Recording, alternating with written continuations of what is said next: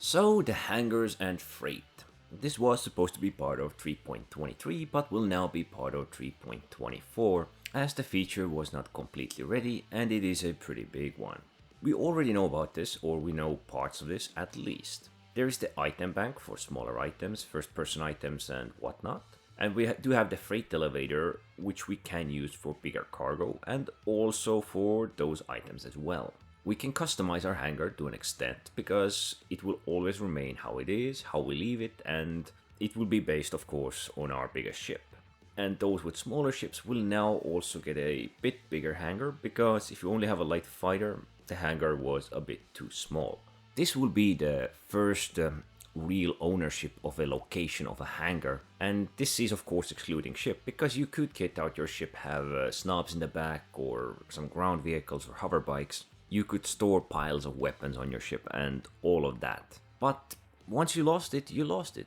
And since this place is everyone's own personal little hub, it can be kitted out the way you want. But most likely there are two scenarios which are gonna happen. Either players are gonna keep it clean or it's gonna get cluttered all over the place. In case of players trespassing in other players' hangars, there will be a trespassing timer with 30 seconds until that person will be kicked out.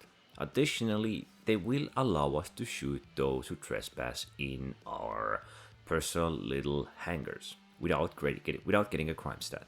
Home locations will be a personal hangar, but other hangar locations in the verse will be somewhat of a public hangars. So I'm not entirely sure how all of that works, but I guess it will also be unique to you, at least for a time being, but it probably will not support everything you can do everything you can do and everything you can leave in your personal hangar. Now, the good thing about these freight elevators and personal hangars is of course the commodity terminal. Now, this terminal, alongside with the freight elevators, and those freight elevators also being at certain trading locations like mining stations, are going to be our new way of trading in the verse. Now, there are several options we can do here. We can sell or buy items directly to our ship, of course. We can do the manual loading, and of course we can do the automated loading, which will limit our access to the ship during the loading period.